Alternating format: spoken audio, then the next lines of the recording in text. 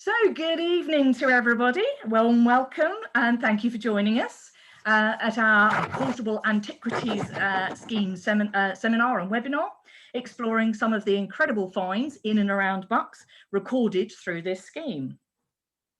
With me tonight is Arwen Wood, Finds Liaison Officer with Bucks Museum and the Portable Antiquities Scheme. And she is our wonderful evening speaker.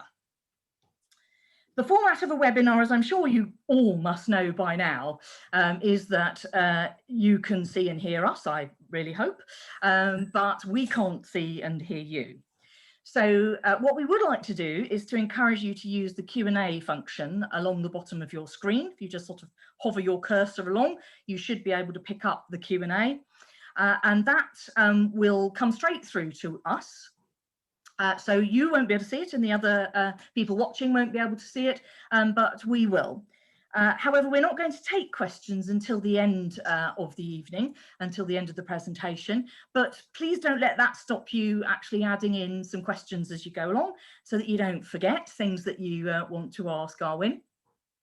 And also there should be a chat function too, and that of course can be seen by everybody. So if you want to share comments about things that Arwen is talking about or related subjects, please do feel free to use that, and other people will be able to join in with what you're saying as well. So I don't know how many of you have managed to get out today, but this week has seen the reopening of the museum garden, at least, after pretty much nearly a year of us being completely closed. We've only opened a few days last summer and 2 days in December. So of course the museum itself is not open yet because that's illegal, but the museum gardens, the beautiful gardens with our lovely Aylesbury pears and prunes and lime trees, is open, and that's from 11 till 3, Tuesday till Saturday every week, and that started on Tuesday of this week. So please do get out and go and see the staff. You can get yourself a nice hot drink and some refreshments. And it is fantastic for us to finally be open in some format again. Hopefully, if all goes to plan with the government roadmap, we will be confirmed as being allowed to be open from the 17th of May. So we will open on the 18th of May. Right through to, again, Tuesday to Saturday. And those of you that have not seen, and that's most of you, the Bucks Art Society and Tony Hart Art Show, which is still up in our art gallery. We're delighted to say that will still be on until the 5th of June at the end of the half-term week. So again, it will be by pre-booking only on our website. So please do keep an eye on that and book in some slots because we need to keep everybody safe still. But it will be possible to come into some of the museum and see that wonderful show before it goes, because it really is really great, and you can also buy some of it as well. Those of you that are wondering what's going to happen with the Roald Dahl Children's Gallery, we're hoping to be able to open from the 22nd of May for Saturdays and holidays, and we've got half term coming up, of course. We're hoping again that we'll be able to re-welcome some of our schools back from early June onwards to do the Roald Dahl Gallery workshops.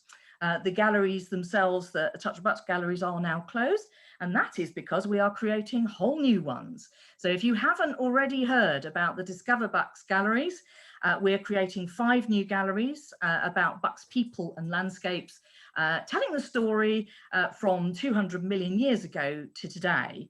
And I was at the museum just a few weeks ago and saw some of the new sets going in and new colours going in, and this is really happening now. So it is going to be an amazing experience, right through from sea monsters from 200 million years ago to the appearance of people and some of the early histories and the objects that we have, including the Lembra Hoard. Those of you that joined us on the 18th of March will have heard Wendy Scott talking about the significance of the Lembra Hoard, which is going to have its whole new own display, which would be wonderful, and through to people today.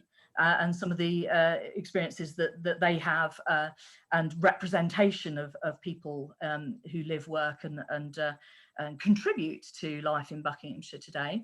We'll also have our first permanent art gallery with some of the fantastic pieces that are in our collection that people just don't get to see, as well as some contemporary art, because there's a lot of brilliant contemporary artists in Bucks too. And a wildlife gallery, again, fantastic experience with lots of our collections in there with mammals, birds, insects, even a replica poplar tree, which they took a cast of the other day from Vale Park. You could not tell the difference, let me assure you, and animal sounds and bird sounds. So it really is going to be something very different from anything you've ever experienced.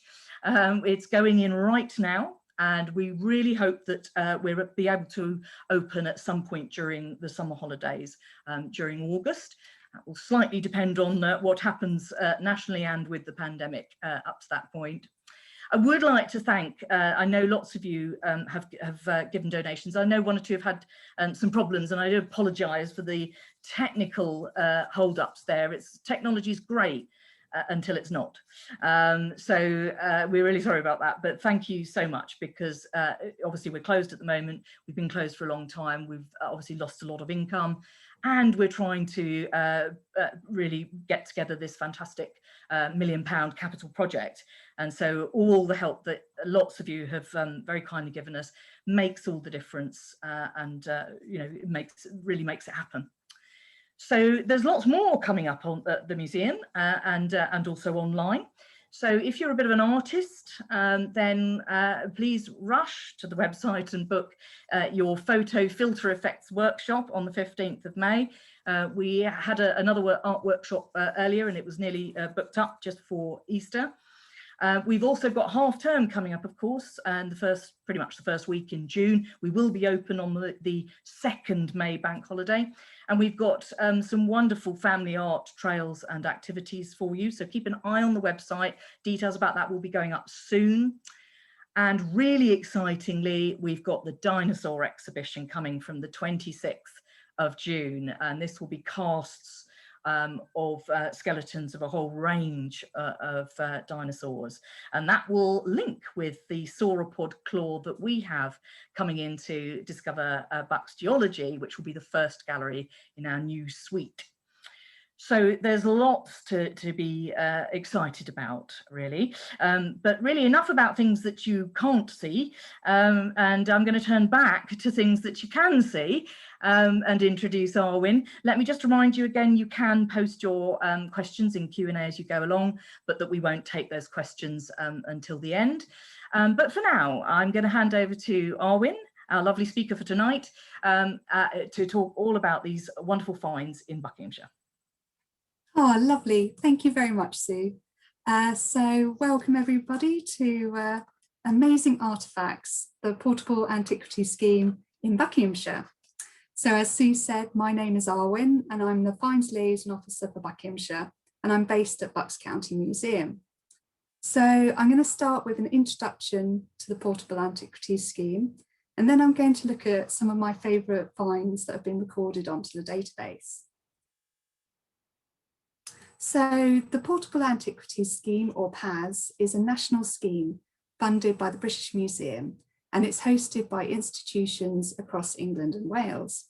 Currently, there are 41 Finds Liaison Officers, supported by Finds Advisors and a British Museum Central Unit. Our role is to work with members of the public to record archaeological objects over 300 years old and to provide outreach and support.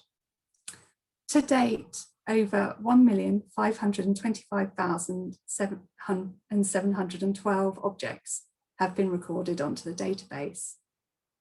Many of the finders that we work with are detectorists, but I also have finds brought in by gardeners, dog walkers, cyclists, and also the occasional find dug up by a badger, although they're not the best excavators. So what does a flow do? So my main role is to identify and record objects over 300 years old found by the public.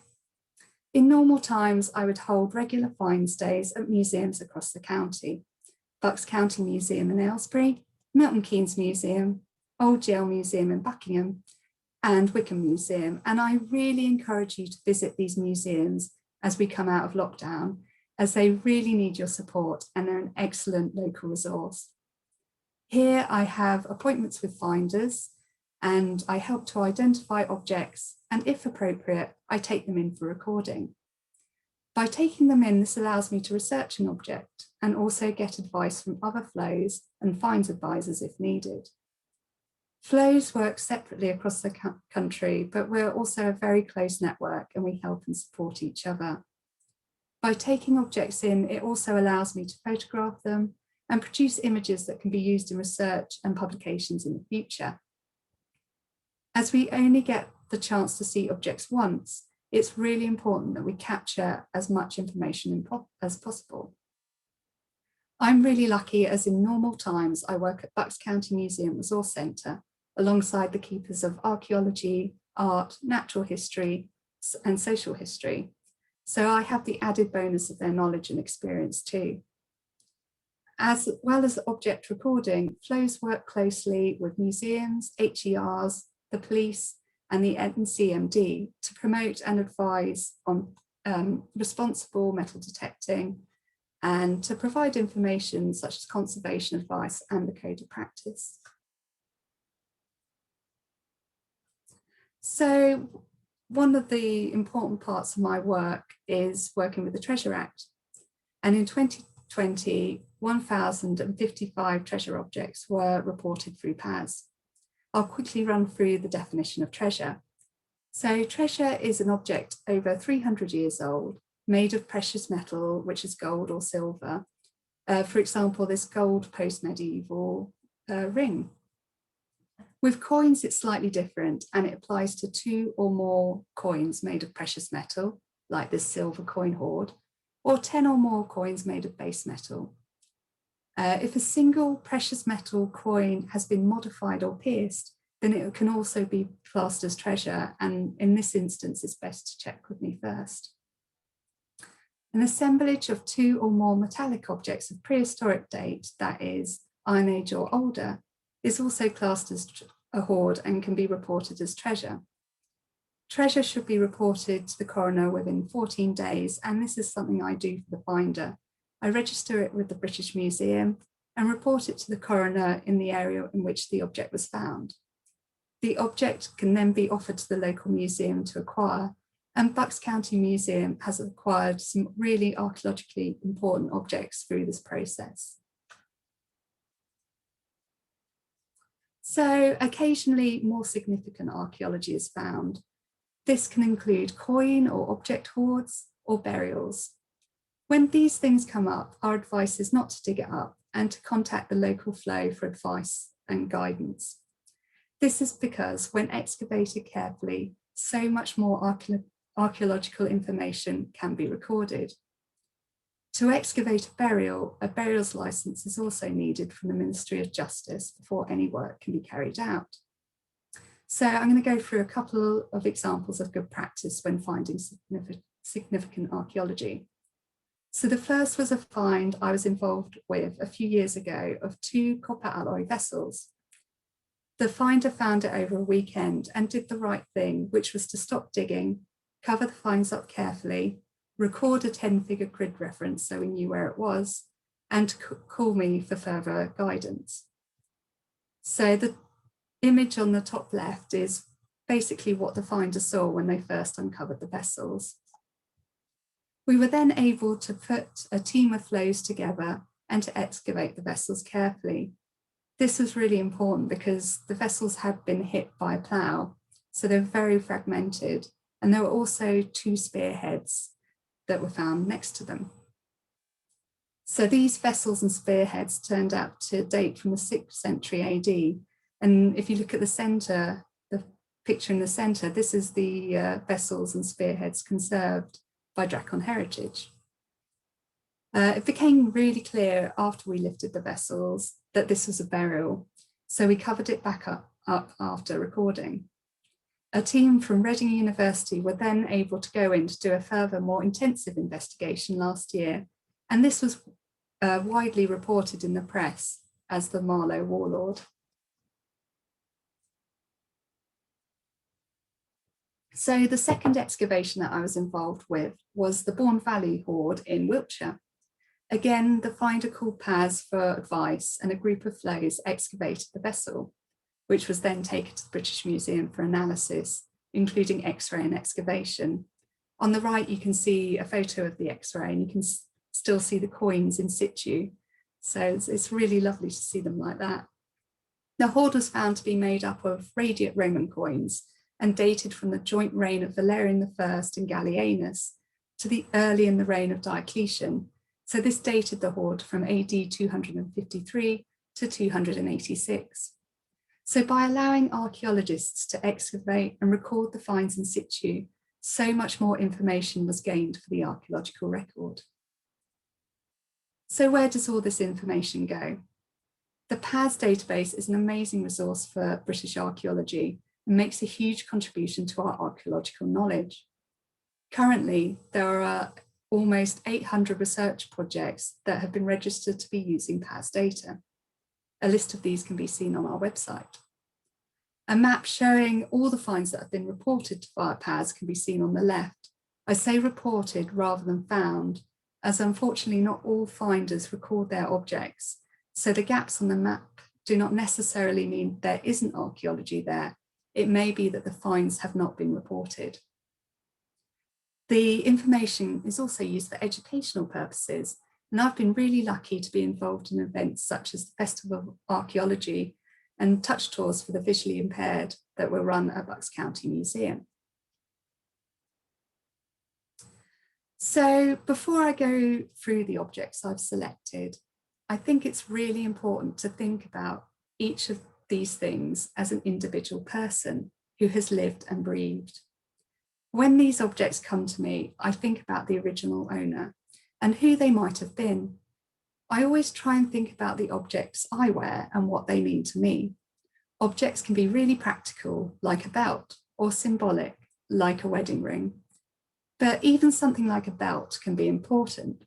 I've had a 20-year-old belt that didn't cost much, and it's really worn now. But it's something I've worn a lot, and it's an important part of the way I dress. Some objects, although not classed as treasure, can be just, if not more, interesting and reveal how people of the past lived. It's a way of a person expressing themselves and showing part of their personality and beliefs. It's a part of what makes us individual. So as we look through the objects, keep that in mind and think about the people behind them. So first I'm going to look at the Paleolithic, Mesolithic and Neolithic periods. This period is defined by the stone tools that were used and made by early man. And due to this, I get a lot less brought in because they're found by eye. Most organic materials do not survive archaeologically. So often the stone tools are the only evidence we have as archaeologists. The techniques used for making them changes over time, allowing us to date them to the different time periods. It can be difficult to identify them, but features such as striking platforms, retouch, and fractures can help us to recognize the different types of tools. A flint tool is created by striking a stone with a soft hammer or a hard hammer at an angle, which forces the flint to flake off. So the first object we're going to look at is this Paleolithic hand axe. This was found in the south of the county. The flint has been knapped on both sides, which is known as bifacial working, and it creates a very sharp edge for use.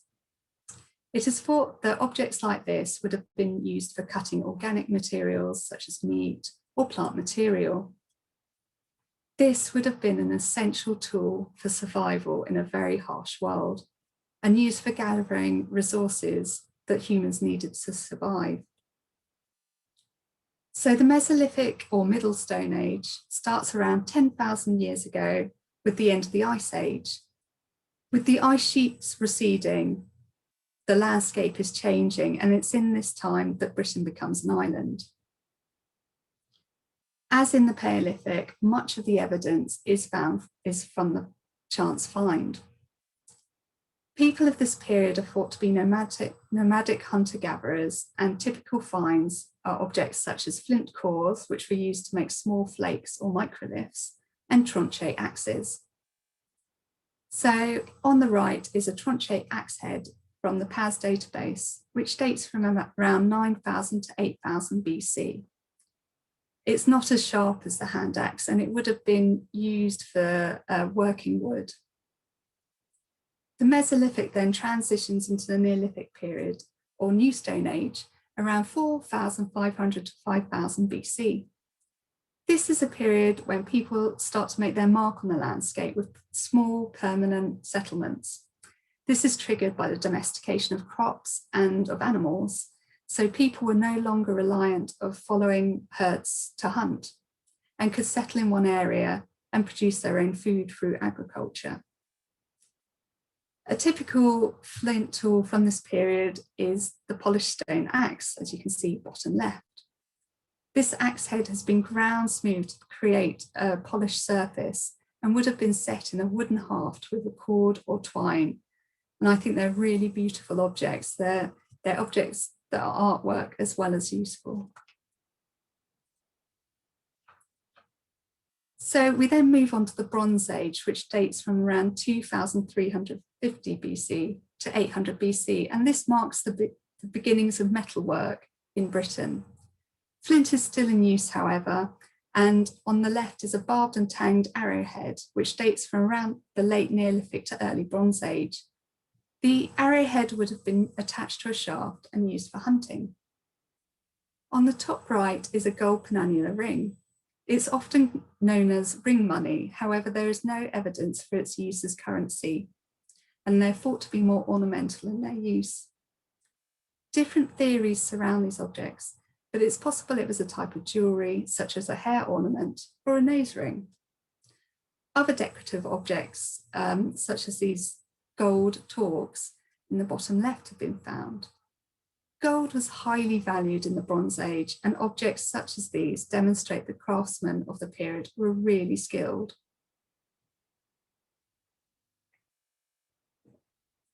The object in the centre of the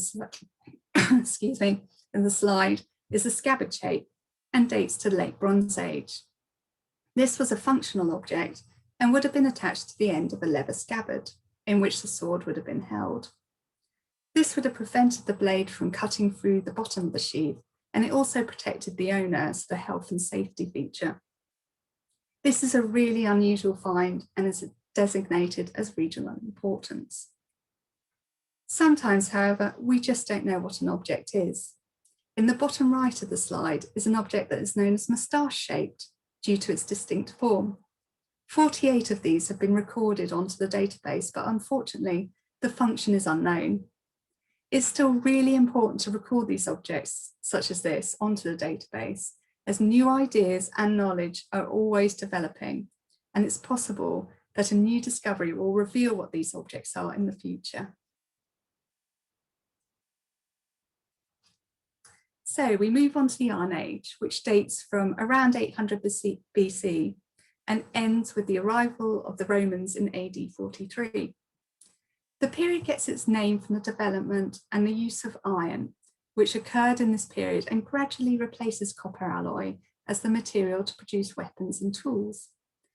This is really underrepresented on the database, however, due to the preservation of iron. Often it can only be identified by X-raying it. So in this period, we get the introduction and circulation of coinage in Britain. Coins were influenced by coins made on the continent and were often stylized copies. The coins are thought to have been issued by different tribal British tribes.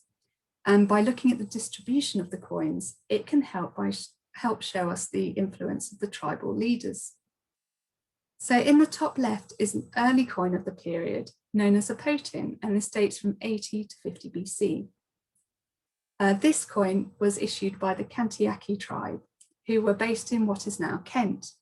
This shows that coins were exchanged or at least travelled across the country.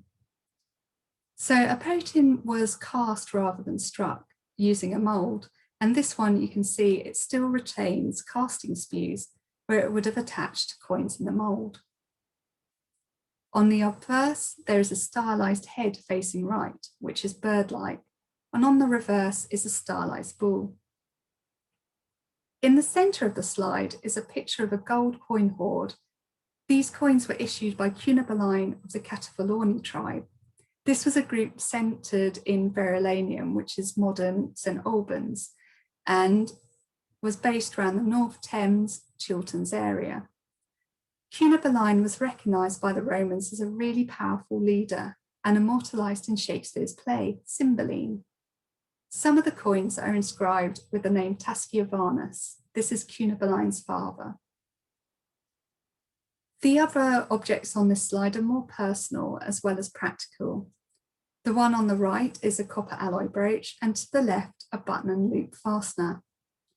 These both would have served a purpose to hold clothing together, but they're also decoration for the wearer. Just like today, individuals would have chosen a certain design to wear. They might have been expressing cultural or tribal affiliations, a social status, or an adherence to a deity or belief. Or they might have just liked the object or have been given it. We've all been there.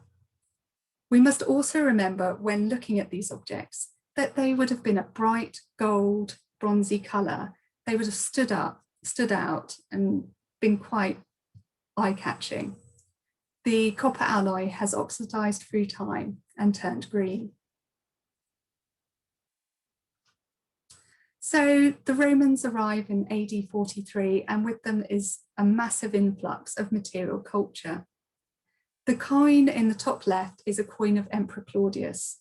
This was most likely minted from after the Roman invasion.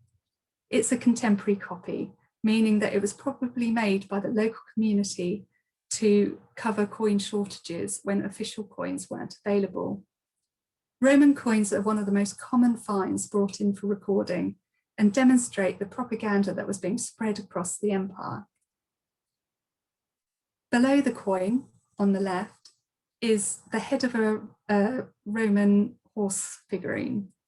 Similar statuettes have been found, which suggest it was part of a horse and rider.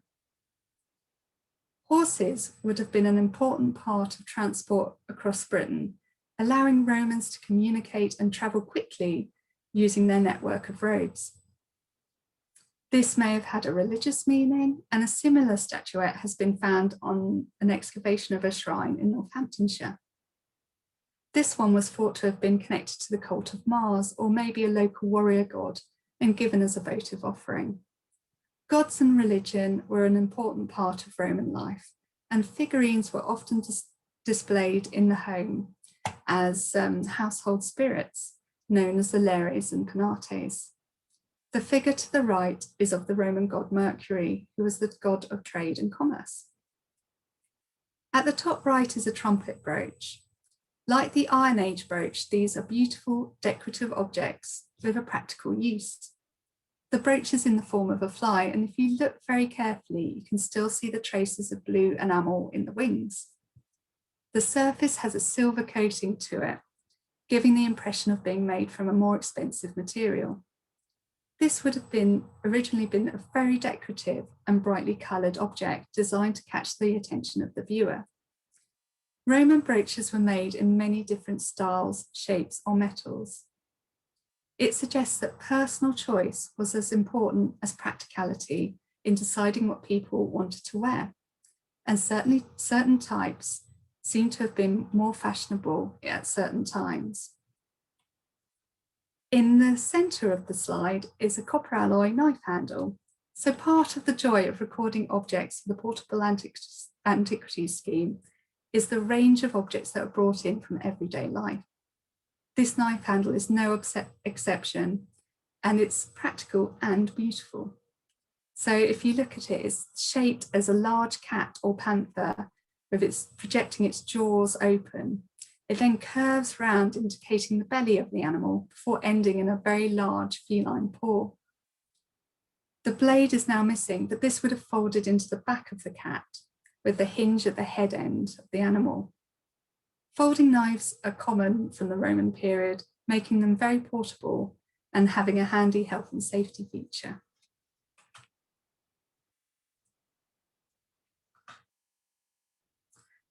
The early medieval period begins with the collapse of Roman authority in Britain in the early 5th century, and it leaves the island open to new settlers.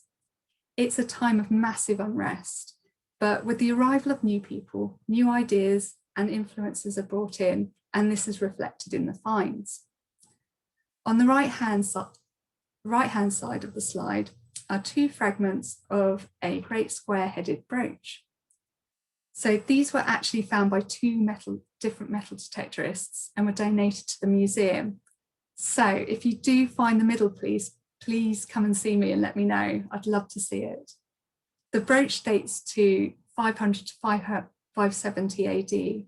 It's early in the period, and it's interesting to see how brooch design has changed since the Roman period. These types of brooches are often found in female graves, positioned on the shoulder of the deceased. This suggests that the brooch was worn on the shoulder, perhaps to fasten a cloak in place. The coin at the top left is a silver penny of Kynthryth. She was Queen of Mercia and wife of Offa, and it dates from AD 757 to 796. She was a really influential woman, and she was one of the few Anglo-Saxon consorts to have coins struck for her. Stories relate that she was really ruthless, with chronicler Roger of Wendover stating that she was personally responsible for the assassination of Ethelbert of East Anglia. Coins of the early medieval period are varied, and the style changes greatly over the period. So obviously Lembrahord in the centre of the slide dates to the later part of the period, and is one of the largest Anglo-Saxon hoards of the time. But I'm not actually going to tell you about that. As Sue said, there's an excellent talk on the Bucks County Museum's YouTube channel by PhD researcher Wendy Scott. And when our new galleries open at Bucks County Museum, you can come and see this amazing find in person and discover more. It really speaks for itself. So the early medieval period ends in 1066 with the Battle of Hastings and the Norman conquest. Religion was a really important aspect in this period, as in the Roman period, and it's reflected in the objects that are found.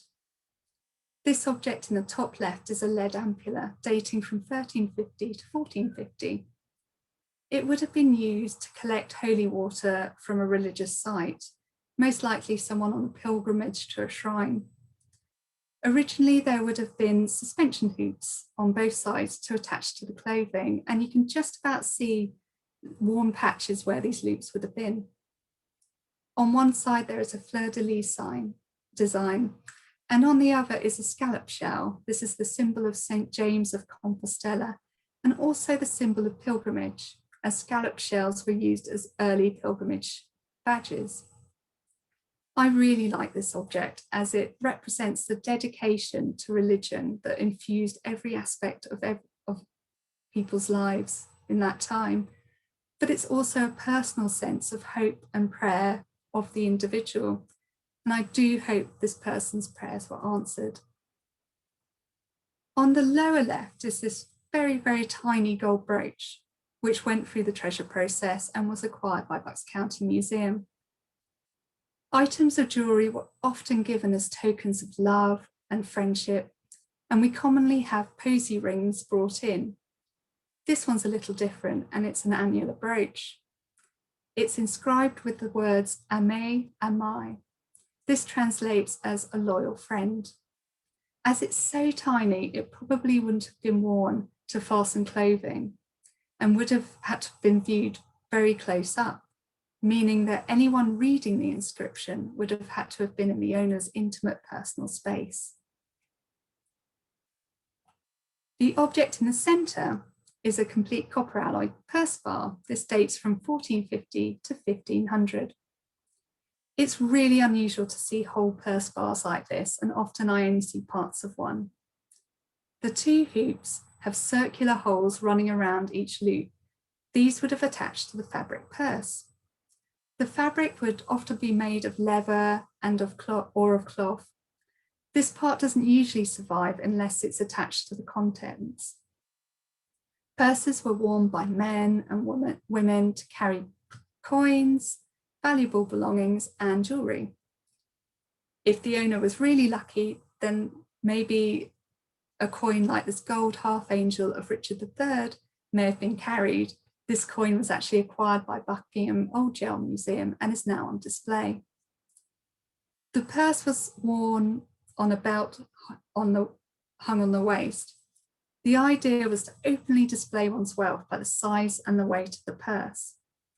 This wasn't always a good idea, however, and thieves known as cut purses would often use knives to slash the fabric and steal the contents within.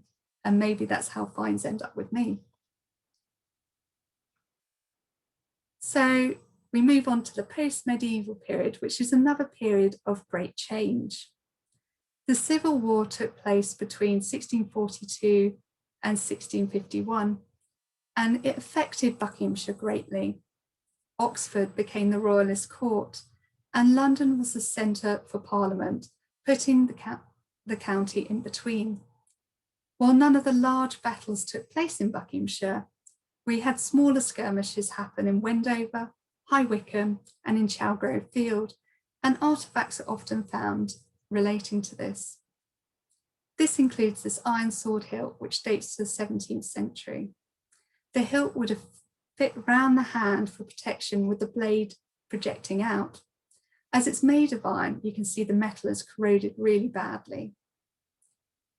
Falconry has been a popular pastime since the medieval period and continued to be into the 17th century.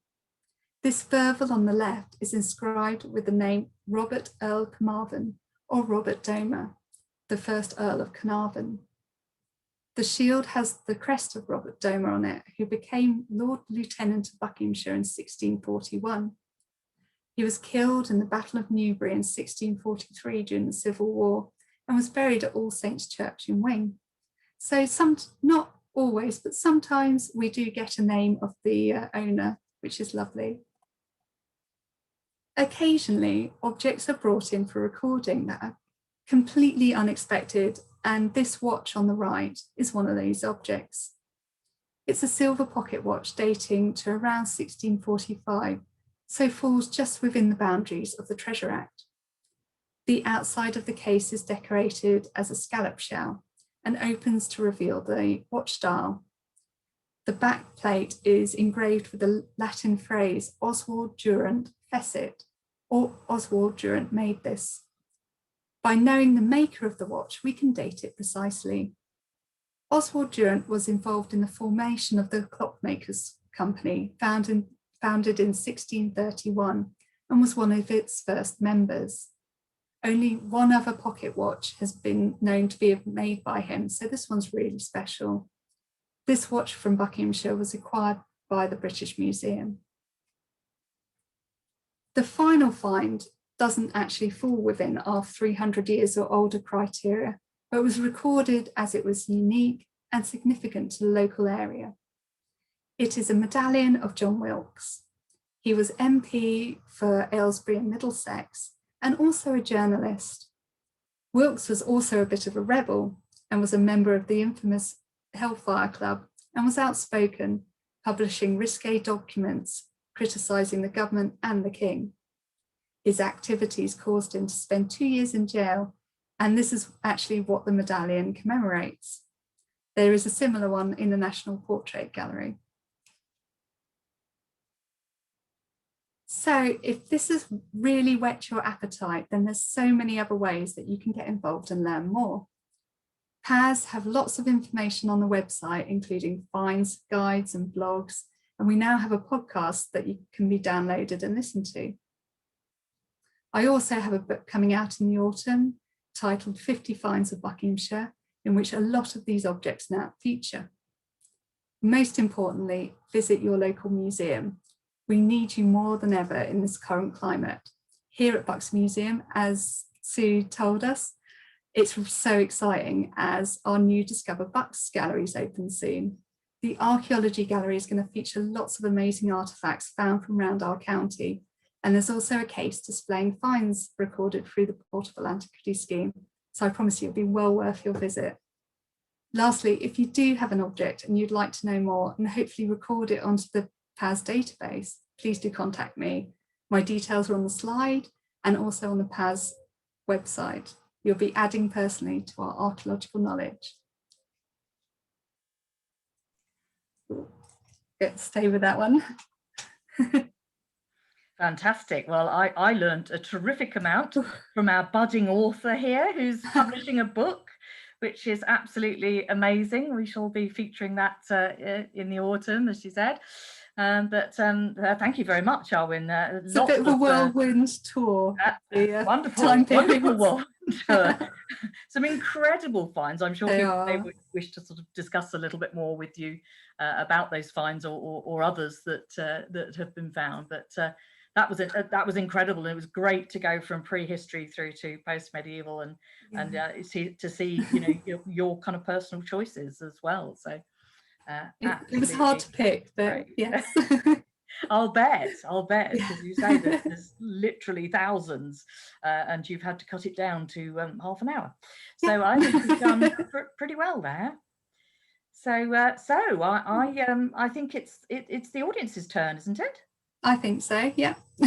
Yep. So Arwen has prepared for you a quiz. So now you get to tell us how much you know. Okay.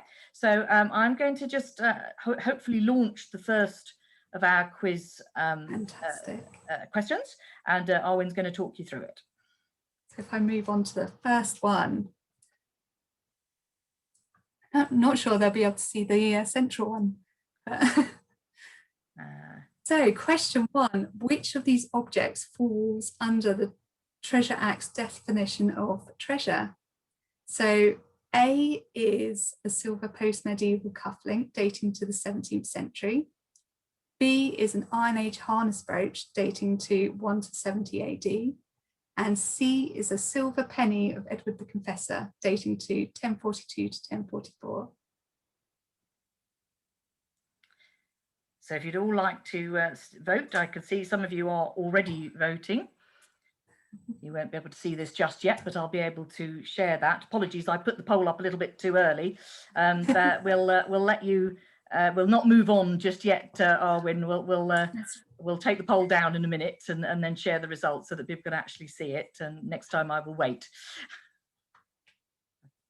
Yeah, people are still voting. They're changing their minds now, Arwen. Ooh, yep, people are changing their minds about what they think they're looking at. Is it the cuff? Is it the harness? Is it the penny?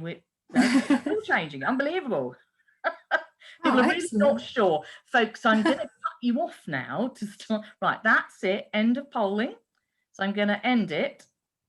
So, and then share the results. Interesting. Well, I was going to go through the answers at the end, but did you want me to? Yes, I think if you go through the answers for each one, that would be great as we're here. Yeah, of course. So the answer was actually A, the post-medieval cufflink. So because C is just the one coin, it doesn't fall under the Treasure Act. It would have to be 2 or more for a silver coin. And then B, the Iron Age harness brooch, although it's absolutely beautiful and it is of national importance, unfortunately, it doesn't fall under the Treasure Act. So yeah, A is the correct answer. So question 2. Ooh, there we go. What is the legal requirement before going detecting on a piece of land? Is it A, a really tasty packed lunch? B, a landowner's permission to detect? C, maps of the area? Or D, a bag to keep your finds in? Right, okay, so let's launch number 2 and see what people think.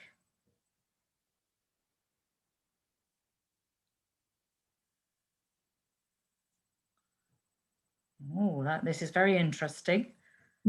There's pretty much no diversity. There's just one answer. Oh, excellent. Okay, I'm going to stop there. And I'm going to share with you what people think it is. Fantastic. Everyone is correct. It is landowner's permission to detect.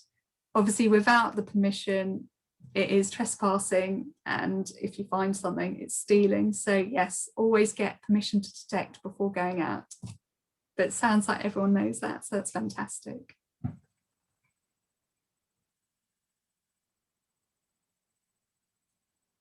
So question 3, which British monarch is this?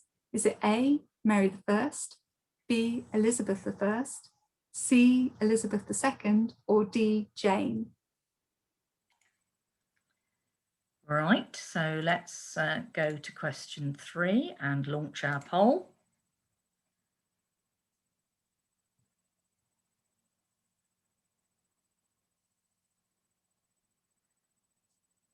Bit of controversy on this one. People changing their minds. Neck and neck with 2 particular answers. They're still changing their minds. Okay, we'll settle it there, folks. I'm going to stop the polling and then I'm going to share with you what you think it is. So if you put B, you are correct. It is Elizabeth I. And it's quite worn around the edge, but if you look carefully, it says EDG Rosa Sine Spina, which means Elizabeth, by the grace of God, rose without thorn, which was one of her mottos. And then on the reverse, it says Civitas London, which is the Mint of London, the City of London. So it's a lovely coin. I love her ruff. It's a brilliant choice, that one. Hard to tell. Not usually that clear. I had to look through. So question 4, if you find an object, recording with the Portable Antiquities Scheme is A, a legal requirement, B, only if it's in perfect condition, or C, voluntary. Right, let's go to question 4 and launch the poll.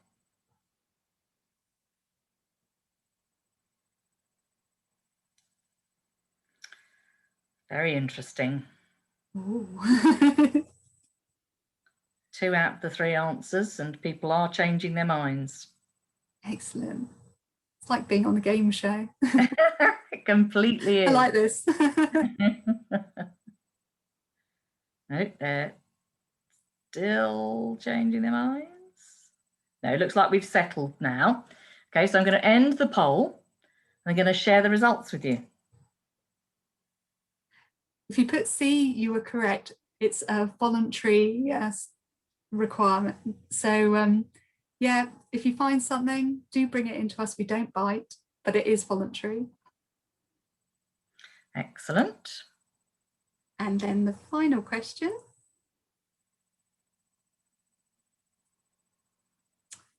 So question 5, what is this object? Is it A, a votive figurine, B, a child's toy, C, a pipe tamper, or D, a bottle stop? Right, okay, so let's find the 5th one. Launch the poll. Off you go, folks.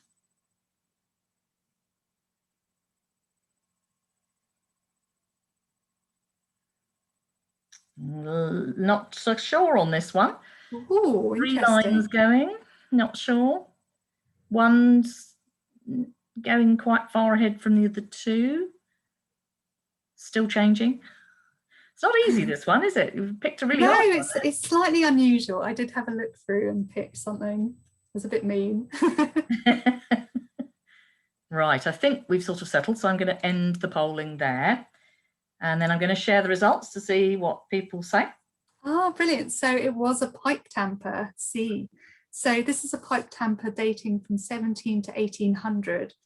And it's a little bit naughty because it depicts a woman who's squatting. She's holding up her skirts and she's actually going to the toilet. So it's a bit of toilet humour. Pipe tampers often had sort of scenes that were a little bit risque, and this is one of them. Great choice there. Well, I love that was it. It's great it's fun. brilliant. Thank you very much, Arwen. I hope everybody enjoyed joining in with that little bit of our quiz. I've just got a couple more questions whilst we're on the subject, if people don't mind. So before we move on to our questions and perhaps some bit of debate, if it would help us enormously, because we've done a number of these webinars now and we're still learning very much. So we like to know what you think and where you heard about them and all of that sort of thing. So I would be very grateful if you could let us know. This is a multiple choice question. They're all anonymous, so we don't know who you are when you press whatever it is you press. But it helps us to find out, first of all, where you heard about it, but also who you are. So tonight we're asking, you know, are you one of the metal detectorists that has made a lot of these objects possible, along with, as Arwen said, other people who bring in finds. It's great that you're with us. Thank you so much for joining us, and thank you so much for supporting the scheme in this way and making all these incredible finds possible and helping us to report them. So that's really great to know. About quarter of our audience tonight is in that category. Thank you. And then how did you hear about us? Well, it looks as though Bucks Archaeological Society, thank you. I know there's lots of you watching tonight. Thank you so much for your support and coming along. But our e-news seems to be doing quite well, about 30% of that. And again, multiple choice, so people could have been hearing about it in a number of ways, and about 15% on our social media, and about 64% for BAS, Bucks Archaeological Society. So that's really helpful. Thank you. And just one more. So this is really about, we haven't got to the last bit yet, but we're about to. So really what we want to know is what sort of things you like. And I think I've made this a single choice. So I recognise that, of course, you might actually like all of it, but yeah, there we go. I did provide an all of it part because people complained the last time I didn't give them that option. So what is it that you particularly like? Is it the talk? Is it the quiz element? Is it the opportunity to have that debate, although it's at arm's length because you're having to debate electronically with us, but it is an opportunity to discuss and talk to and find out things from people doing the jobs of archaeology and so on. It's still wavering. People are not quite sure exactly what they've enjoyed tonight. No, they are. I will show you what it is that they have enjoyed. So there we go. Pretty much all of it takes the lead there in the lead, but not very far behind is you. Oh, that's really kind. Thank you, everyone. There we go. You hit it on the nail there. Oh, it's a relief. That's lovely. So if you could stop sharing now, Arwen, that would be of course. Great. Yes. And thank you all very much for joining in with that. It's now come to that part of the evening where it is also your go, except this time we're now going to start looking at some of your comments and your question.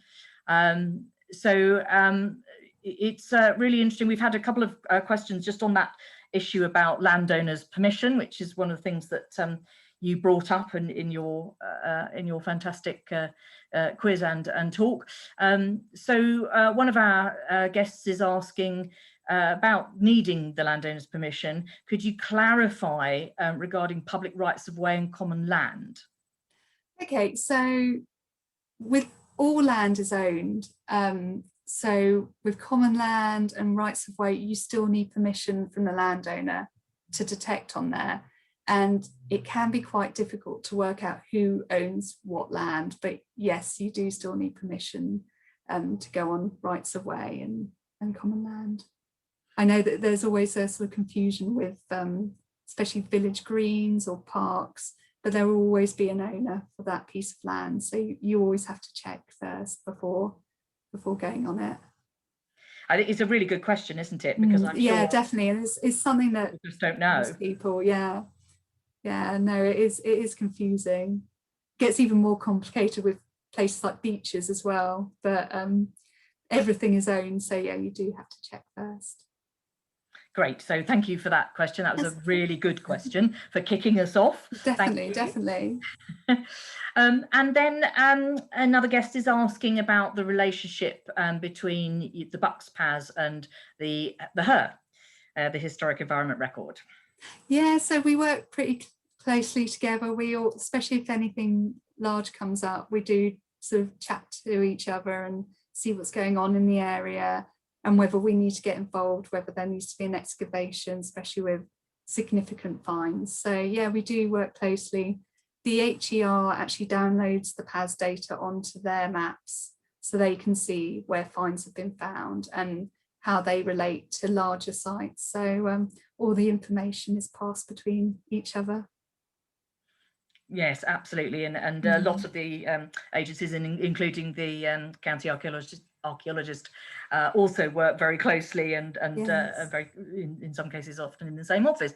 But all the agencies work together, and that's really important, that there's a sort of joined up approach to all of these things. So we have another question from Christine, and I have to say I'd like to know this too, Christine, so thank you for asking. She says, how do you know it's a pipe tamper, and what actually is a pipe tamper? I'm guessing here, but I think I know what it is, but what is a pipe tamper and how do you know? Well, so I've actually watched a video on this.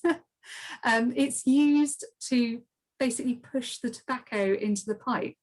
A bit like when you light a fire, if you don't have it all close together, it doesn't stay alight.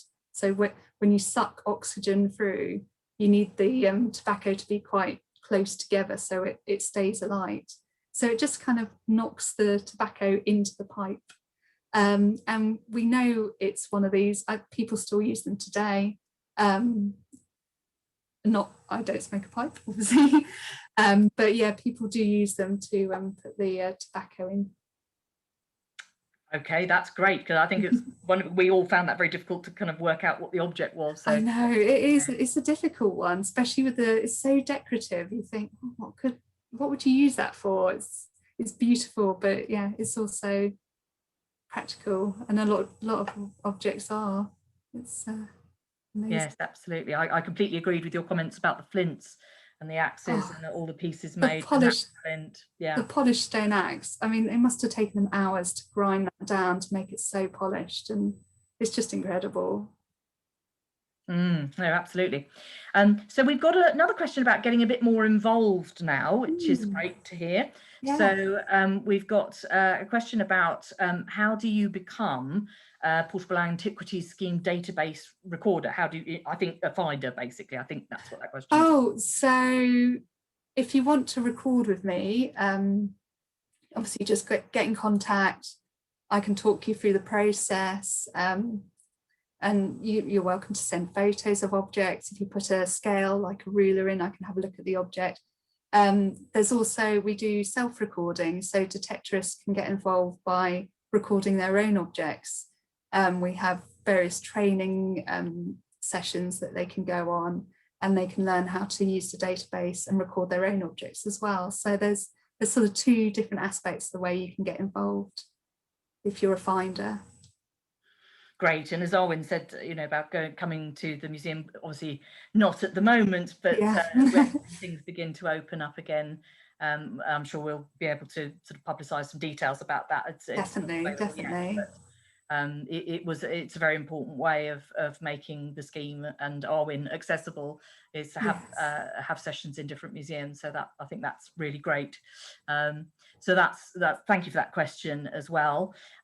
We've had just some comments here. So Janet is saying, well, it's not really a question, but she really wishes that we'd put this back a week because we've run a session about the Portable Antiquities Scheme for her Young Archaeologist branch. Oh, fantastic. So what I would say, Janet, and I meant to say earlier, is that we are recording tonight.